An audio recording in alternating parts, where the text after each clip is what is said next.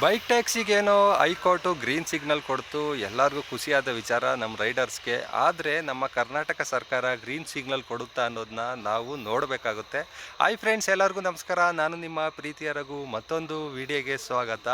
ಇವತ್ತು ಮಾತಾಡಬೇಕಾಗಿರೋ ವಿಷಯ ಏನಂತ ಹೇಳೋದಾದರೆ, ಈಗಾಗಲೇ ನೀವು ನೋಡಿರ್ಬೋದು, ಬೈಕ್ ಟ್ಯಾಕ್ಸಿಗೆ ಗ್ರೀನ್ ಸಿಗ್ನಲ್ಲು ನಮ್ಮ ಹೈಕೋರ್ಟು ಕೂಡ ಕೊಟ್ಟಿದೆ.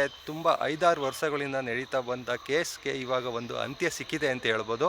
ಆದರೆ ಅಂತ್ಯ ಇಲ್ಲಿಗೆ ಎಂಡ್ ಆಗುತ್ತೆ ಅಂತಲೂ ಈ ಕಡೆ ಹೇಳೋಕ್ಕಾಗಲ್ಲ. ಯಾಕೆ ಅಂತ ಹೇಳೋದಾದರೆ, ನಮ್ಮ ರಾಜ್ಯ ಸರ್ಕಾರಕ್ಕೆ ಬೈಕ್ ಟ್ಯಾಕ್ಸಿ ಅನ್ನೋದನ್ನ ವಿರೋಧ ಮಾಡ್ತಾನೆ ಬಂದಿದೆ. ಯಾಕಂದರೆ ನಮ್ಮ ರಾಜ್ಯ ಸರ್ಕಾರದವರೇ ಕೂಡ ಕೋರ್ಟ್ಗೆ ಒಬ್ಬರು ಲಾಯರ್ನ ಅಪಾಯಿಂಟ್ ಮಾಡಿ, ಅಡ್ವೊಕೇಟ್ ಜನರಲ್ನವ್ರನ್ನ ಅಪಾಯಿಂಟ್ ಮಾಡಿ, ಅವರು ಕೂಡ ದಿಂದನೇ ಕೂಡ ವಾದ ಪ್ರತಿವಾದಗಳನ್ನು ಕೂಡ ಮಾಡಿಸಿದ್ರು.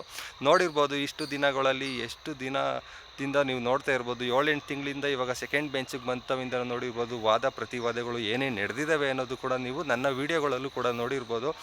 ಬೈಕ್ ಟ್ಯಾಕ್ಸಿ ಅನ್ನೋದು ಒಂದು ಪರ್ಸ್ನಲ್ ಯೂಸ್ ಮಾಡೋಕ್ಕಷ್ಟೇ ಯೂಸ್ ಮಾಡ್ಕೋಬೇಕು, ಯಾವುದೇ ಥರ ಕಮರ್ಷಿಯಲ್ ಯೂಸ್ ಮಾಡೋಕ್ಕಾಗಲ್ಲ ಅನ್ನೋದನ್ನು ಕೂಡ ವಾದಗಳನ್ನ ಮಾಡ್ತಾಯಿದ್ರು. ಮತ್ತು 1988ರ ಮೋಟಾರ್ ಕಾಯ್ದೆ ಅಡಿ ಇದಕ್ಕೆ ಒಂದು ಕ್ಯಾರೇಜ್ ಪರ್ಮಿಟ್ನು ಕೊಡೋಕ್ಕಾಗಲ್ಲ, ಇದನ್ನು ಕಮರ್ಷಿಯಲ್ ಯೂಸ್ಗೂ ಮಾಡೋಕ್ಕಾಗಲ್ಲ ಅಂತಲೂ ಕೂಡ ಲಾಸ್ಟ್ ಏನು ಏಕಸದಸ್ಯ ಪೀಠದಲ್ಲಿ ಕೂಡ ಒಂದು ಆರ್ಡರ್ ಕೂಡ ಬಂದಿತ್ತು. ಬೈಕ್ ಟ್ಯಾಕ್ಸಿ ಅನ್ನೋದು ನಿಷೇಧ ಮಾಡ್ತೀವಿ ಅಂತಲೂ ಕೂಡ ಒಂದು ಆದೇಶ ಬಂದಿತ್ತು. ಅದ್ರ ಪ್ರಶ್ನೆ ಮಾಡಿ ನಮ್ಮ ರ್ಯಾಪಿಡೋ ಆಗಲಿ, ಓಲಾ ಆಗಲಿ, ಊಬರ್ ಆಗಲಿ, ಈ ಅಗ್ರಿಗೇಟರ್ ಕಂಪ್ನಿಯವರು ಹೋಗಿ ಅಪೀಲ್ ಮಾಡಿದ್ರು, ಹೋಗಿ ಸೆಕೆಂಡ್ ಬೆಂಚ್ಗೂ ಪ್ರಶ್ನೆ ಮಾಡಿದ್ರು, ನಮಗೆ ಈ ಥರ ಬೈಕ್ ಟ್ಯಾಕ್ಸಿ ಮಾಡೋಕ್ಕೆ ನಮಗೆ ಪರ್ಮಿಷನ್ ಕೊಡಿ, ಎಲ್ಲೋ ಬೋರ್ಡ್ ಮಾಡಿಸ್ಕೊಡಿ, ನೀವೇನೇನು ನಿಯಮಗಳನ್ನ ಜಾರಿ ಮಾಡ್ತೀರಾ ಅದನ್ನೆಲ್ಲ ನಾವು ಮಾಡ್ತೀವಿ, ರೆಡಿ ಇದ್ದೀವಿ ಅಂತಲೂ ಕೂಡ ಅವರು ಎಲ್ಲನೂ ಕೇಳಿದ್ರು. ಹೈಕೋರ್ಟಲ್ಲೂ ಕೂಡ ಪ್ರಶ್ನೆ ಮಾಡಿ ವಾದ ಪ್ರತಿವಾದಗಳು ಇಷ್ಟು ದಿನ ನಡ್ಕೊಬಂತು.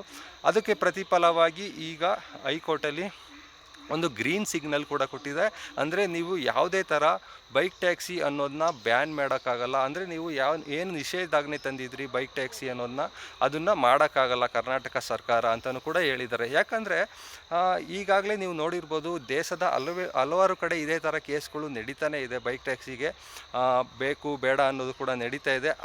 ಈಗಾಗಲೇ 11 ರಾಜ್ಯಗಳಲ್ಲಿ ಬೈಕ್ ಟ್ಯಾಕ್ಸಿ ಲೀಗಲ್ ಆಗಿದೆ, ಇಲ್ಲೀಗಲ್ ಅಲ್ಲ, ಲೀಗಲ್ ಆಗಿದೆ.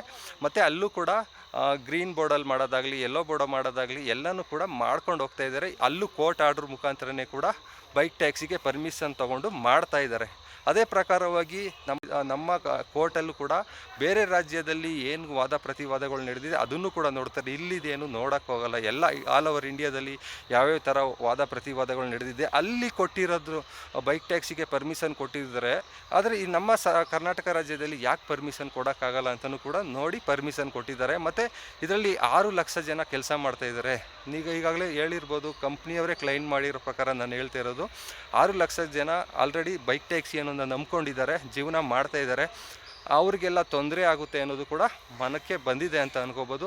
ಮತ್ತು ಒಂದು ಸಂವಿಧಾನದಲ್ಲಿ ಇದೆ, ನಮ್ಮ ಮೂಲಭೂತ ಹಕ್ಕುಗಳು ಇದೆ. ನಾವು ಏನು ಕೆಲಸ ಮಾಡಬೇಕು, ಹೇಗೆ ಮಾಡಬೇಕು ಅನ್ನೋದನ್ನ ಸರ್ಕಾರ ನಿರ್ಧಾರ ಮಾಡೋಕ್ಕಾಗಲ್ಲ.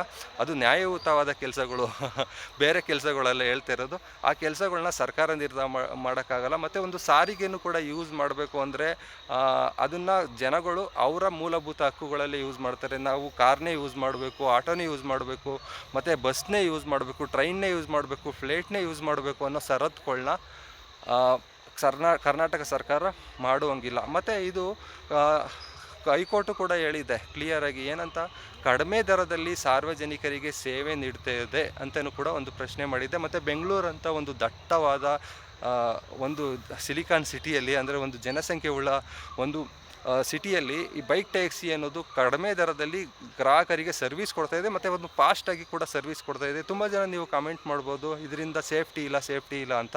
ಯಾವುದರಲ್ಲಿ ಸೇಫ್ಟಿ ಇಲ್ಲ ಅಂತೇಳಿ, ಮೊನ್ನೆ ಫ್ಲೈಟಲ್ಲೂ ಕೂಡ ಆಕ್ಸಿಡೆಂಟ್ ಆಯಿತು. ಫ್ಲೈಟು ಕೂಡ ಸೇಫ್ಟಿ ಇದೆಯಾ? ಅದೇ 100% ಸೇಫ್ಟಿ ಅಂತ ಹೇಳ್ತಾರೆ. ಮತ್ತು ಟ್ರೈನು ಕೂಡ ಸೇಫ್ಟಿ ಇಲ್ಲ ಅಂತ ಹೇಳಿದ್ರು, ಸೇಫ್ಟಿ ಇದೆ ಅಂತ ಹೇಳಿದ್ರು. ಟ್ರೈನು ಕೂಡ ಆಕ್ಸಿಡೆಂಟ್ ಆಗಿದೆ. ಆಟೋಗಳು ಕೂಡ ಸೇಫ್ಟಿ ಇದೆ ಅಂತ ಹೇಳ್ತೀರಾ, ಅದನ್ನು ಕೂಡ ಆಕ್ಸಿಡೆಂಟ್ ಆಗ್ತಾಯಿದ್ದಾವೆ, ನೋಡ್ತಾ ಇದ್ದೀರಾ ನ್ಯೂಸ್ಗಳಲ್ಲಿ. ಓಲ್ವಾ ಕಾರು ನಂಬರ್ 1 ಸೇಫ್ಟಿ ಕಾರು ಅಂತ ಹೇಳ್ತೀರಾ, ಅದ್ರ ಮೇಲೆ ಟ್ರಕ್ ಬೀಳ್ತು, ಅಪಾಚಿ ಆಯಿತು, ಅದನ್ನು ನೋಡಿದ್ದೀರಾ, ಎಷ್ಟೋ ನ್ಯೂಸ್ಗಳಲ್ಲಿ ನೋಡಿದ್ದೀರಾ. ಯಾವುದರಲ್ಲಿ ಸೇಫ್ಟಿ ಇದೆ? ಟೈಮ್ ಚೆನ್ನಾಗಿಲ್ಲ ಅಂದರೆ ಯಾವುದ್ರಲ್ಲೂ ಕೂಡ ಸೇಫ್ಟಿ ಇರಲ್ಲ, ಓಕೆನಾ. ಇದರಲ್ಲಿ ಒಂದು ಸ್ವಲ್ಪ ಸೇಫ್ಟಿ ಕಮ್ಮಿ ಇರ್ಬೋದು. ಆದರೆ ಇದಕ್ಕೆ ತುಂಬ ಜನ ನೀವು ಕೇಳ್ತಾ ಇರೋದು ಇನ್ಸೂರೆನ್ಸ್ ಇಲ್ಲ, ಇನ್ಸೂರೆನ್ಸ್ ಕ್ಲೈಮ್ ಆಗಲ್ಲ. ಅದನ್ನೇ ಇವಾಗ ಕಂಪ್ನಿಯವರು ಕೂಡ ಕೇಳ್ತಾ ಇರೋದು, ಬೈಕ್ ಟ್ಯಾಕ್ಸಿ ರೈಡರ್ಸು ಕೂಡ ಕೇಳ್ತಾ ಇರೋದು, ಇನ್ಸೂರೆನ್ಸ್ನ ಮಾಡಿಕೊಡಿ, ನಾವು ಕೂಡ ಎಲ್ಲರಂತೆ ಸಾರಿಗೆ ಮಾಡ್ತೀವಿ, ಅಂದರೆ ಈ ಬೈಕ್ ಟ್ಯಾಕ್ಸಿಗಳನ್ನ ಮಾಡ್ತೀವಿ, ಕ್ಯಾರೇಜ್ ಪರ್ಮಿಟ್ ಕೊಡೋದಾಗಲಿ ಅವೆಲ್ಲ ಮಾಡಿ ಅಂತ. ಮತ್ತು ನಾನು ಕರ್ನಾಟಕ ಸರ್ಕಾರಕ್ಕೆ ಕೇಳ್ಕೊಳ್ಳೋದು ಏನಂತ ಹೇಳೋದಾದರೆ, ಬೈಕ್ ಟ್ಯಾಕ್ಸಿಯನ್ನು ನೀವು ಲೀಗಲ್ ಮಾಡ್ತೀರಾ ಅಂತ ಅಂದರೆ ನೆಕ್ಸ್ಟ್ ನೀವೇನು ಸುಗ್ರೀವಾಜ್ಞೆ ತರದೆ ಸುಪ್ರೀಂ ಕೋರ್ಟ್ಗೆ ಹೋಗದೆ ಲೀಗಲ್ ಮಾಡ್ತೀರಾ ಅಂತ ಅಂದ್ಕೊಂಡ್ರೆ, ಲೀಗಲ್ ಮಾಡೋದ್ರ ಜೊತೆಗೆ ಏನೇನು ನಿಯಮಗಳನ್ನ ಜಾರಿ ಮಾಡ್ತೀರಾ ಅದ್ರ ಜೊತೆಗೆ ನಮ್ಮ ಕನ್ನಡಿಗರಿಗೆ ಮಾತ್ರ ಆದ್ಯತೆ ಕೊಡಿ. ಎಲ್ಲರೂ ಇವಾಗಲೇ ನೀವು ಪ್ರಶ್ನೆ ಮಾಡಬೇಕು, ಕನ್ನಡಿಗರಿಗೆ ಮಾತ್ರ ಪ್ರಶ್ನೆ ಮಾಡಿ. ಈಗಾಗಲೇ ನೀವು ನೋಡಿರ್ಬೋದು, ಹಳೆ 1 ವರ್ಷದ ಹಿಂದೆ ನಮ್ಮ ಕನ್ನಡ ರಾಮಯ್ಯ ಅಂತಲೇ ಕೂಡ ನ್ಯೂಸ್ ಅವರು ಪ್ರಸಿದ್ಧಿ ಮಾಡಿಬಿಟ್ಟಿದ್ರು. ಯಾಕಂದರೆ ಇಲ್ಲಿ ಕಾರ್ಪೊರೇಟ್ ಕಂಪ್ನಿಗಳಲ್ಲಿ ಕನ್ನಡಿಗರಿಗೆ ಜಾಸ್ತಿ ಕೆಲಸ ಕೊಡ್ತಾಯಿಲ್ಲ, ಬೇರೆ ರಾಜ್ಯದಿಂದ ಬಂದವ್ರಿಗೆ ಮಾತ್ರ ಜಾಸ್ತಿ ಕೆಲಸ ಕೊಡ್ತಾಯಿದ್ದಾರೆ ಅಂತ ಕೂಡ CM ಅವರು ಹೇಳಿದರು. ಕನ್ನಡಿಗರಿಗೆ ಇಷ್ಟು % ನೀವು ಕೊಡಲೇಬೇಕು ಕೆಲಸ ಅಂತ. ಅದನ್ನು ಮಾಡೋಕ್ಕಾಗಿಲ್ಲ ಅವ್ರ ಕೈಲಿ. ಆದರೆ ಇದರಲ್ಲಾದರೂ ಮಾಡೋಕ್ಕೆ ಒಂದು ಪ್ರಯತ್ನ ಮಾಡಿ. ಯಾಕಂದರೆ ಇಲ್ಲಿ ಸ್ಟಾರ್ಟಪ್ ಕಂಪ್ನಿಗಳಾಗಿರೋದೇ ಇಲ್ಲೇ, ಆಲ್ಮೋಸ್ಟ್ ಆಲ್ ಸ್ಟಾರ್ಟಪ್ ಕಂಪ್ನಿಗಳು ಇಲ್ಲೇ ಆಗಿರೋದು. ಅವ್ರಿಗೆ ನೀವು ಇದರಿಂದನೇ ಸ್ಟಾರ್ಟ್ ಮಾಡಿ, ಬೈಕ್ ಟ್ಯಾಕ್ಸಿ ಅನ್ನೋದ್ರಿಂದನೇ ಸ್ಟಾರ್ಟ್ ಮಾಡಿ. ಈಗ ಏನು ಕಂಪ್ನಿಗಳು ಏನು ಮಾಡ್ತಾರೆ, ಈ ರ್ಯಾಪಿಡೋ ಆಗಲಿ, ಓಲಾ ಆಗಲಿ, ಊಬರ್ ಆಗಲಿ, ನೀವೇನು ನಿಯಮಗಳನ್ನ ಜಾರಿ ಮಾಡ್ತೀರಾ, ಅವ್ರದ್ದೇ ಗಾಡಿಗಳನ್ನ ತಂದು ನಿಲ್ಲಿಸ್ಬಿಡ್ತಾರೆ. ಯಾಕಂದರೆ 2 ವೀಲರ್ಗಳು ಅಷ್ಟೊಂದು ಕಾಸ್ಟ್ ಇರೋಲ್ಲ, 1-1.5 ಲಕ್ಷದೊಳಗೆ 2 ವೀಲರ್ಗಳು ಸಿಗುತ್ತೆ. ಆಕ್ಟಿವ್ ಆಗಲಿ, ಇದಾಗಲಿ, ಜುಪಿಟರ್ ಆಗಲಿ ಎಲ್ಲನೂ ತಂದು ನಿಲ್ಲಿಸ್ಬಿಟ್ಟು ಎಲ್ಲೋ ಬೋರ್ಡ್ ಮಾಡಿಸ್ಬಿಟ್ಟು ಬೇರೆ ರಾಜ್ಯದಿಂದ ಕರ್ಕೊಬಂದು ಇಲ್ಲಿರೋ ಹುಡುಗರುಗಳನ್ನ ಕೆಲಸಗಳನ್ನ ಕಿತ್ಕೊಳ್ಳೋಕ್ಕೆ ಟ್ರೈ ಮಾಡ್ತಾರೆ. ಯಾಕಂದರೆ ಬೇರೆ ರಾಜ್ಯದಿಂದ ಬರೋರು ಕಮ್ಮಿ ಸಂಬಳಕ್ಕೆ ಕೆಲಸ ಮಾಡ್ತಾರೆ, 10,000 15,000 ಕೆಲಸ ಮಾಡ್ತಾರೆ. ಅವ್ರದ್ದು ಡಾಕ್ಯುಮೆಂಟ್ಸ್ ಹೇಗಿದೆಯೋ ಏನೋ, ಬೇರೆ ರಾಜ್ಯ ಅಲ್ಲ ಬೇರೆ ದೇಶದಿಂದ ಬರೋರ್ನು ಬೇಕಾದ್ರೂ ಕೆಲಸ ಕೊಟ್ಬಿಡ್ತಾರೆ. ನೋಡಿರ್ಬೋದು ಈಗಾಗಲೇ ವಲಸಿಗರು ಎಷ್ಟೊಂದು ಜನ ಆಗಿದ್ದಾರೆ ಅಂತ. ಅವ್ರದ್ದು DL, ಫೇಕ್ DLಗಳು, ಫೇಕ್ ಡಾಕ್ಯುಮೆಂಟ್ಸ್ಗಳೆಲ್ಲ ಕೊಟ್ಟು ಮಾಡೋರು ಕೂಡ ಇದ್ದಾರೆ. ಅದಕ್ಕೆ ನಮ್ಮ ಕರ್ನಾಟಕ ರಾಜ್ಯದಲ್ಲಿ ಇರೋ ಹುಡುಗರುಗಳಿಗೆ ಅನ್ಎಂಪ್ಲಾಯ್ಮೆಂಟ್ ಜಾಸ್ತಿ ಇದೆ, ಅವ್ರಿಗೆ ಕೆಲಸ ಕೊಡಿ ಫಸ್ಟು. ಆಮೇಲೆ ಮುಂದಿನ ದಿನಗಳಲ್ಲಿ ನೋಡ್ಕೊಳ್ಳೋಣ, ಅವ್ರೇನಾದ್ರು ಇದರಲ್ಲಿ ಮಾಡೋಕ್ಕೆ ಇಂಟ್ರೆಸ್ಟ್ ಇದ್ದರೆ ಇಲ್ಲೊಂದು ಕನಿಷ್ಠ 5 ವರ್ಷ 8 ವರ್ಷ ಇದ್ದು ನಮ್ಮ ಕನ್ನಡ ಕಲ್ತ್ಕೊಂಡು ಇರೋರಿಗೆ ಕೊಡಲಿ.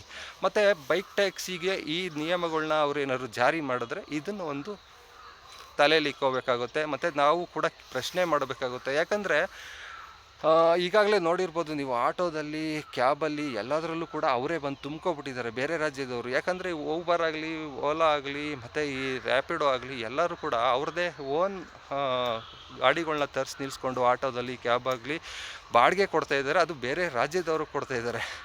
ನಮ್ಮ ಕನ್ನಡಿಗರಿಗೆ ಎಲ್ಲಿ ಒಂದು 100ರಲ್ಲಿ ಒಂದು 20 ಜನ 30 ಜನಕ್ಕೆ ಕೊಡ್ತಾಯಿದ್ದಾರೆ ಹೊರತು ಇನ್ನು ಮಿಕ್ಕಿದವ್ರಿಗೆಲ್ಲ ಅವ್ರಿಗೆ ಕೊಡ್ತಾಯಿದ್ದಾರೆ. ನೋಡಿರ್ಬೋದು ನೀವು, ಎಷ್ಟೋ ಗಾಡಿಗಳು ನೀವು ಊಬರಲ್ಲಿ ಬುಕ್ ಮಾಡಿದ್ರೆ ಕ್ಯಾಬು ಅವರೇ ಇರ್ತಾರೆ, ಕನ್ನಡ ಬರಲ್ಲ, ರೆಸ್ಪೆಕ್ಟ್ ಕೊಡಲ್ಲ, ಒಂಥರ ಈ ಅನಾಗರಿಕರು ಅಂತಾರಲ್ಲ ಆ ಥರ ಇರ್ತಾರೆ ಅವರು, ಕ್ಲೀನಾಗಿರಲ್ಲ. ಆ ಥರ ಎಲ್ಲ ಇಶ್ಯೂಗಳಿದೆ.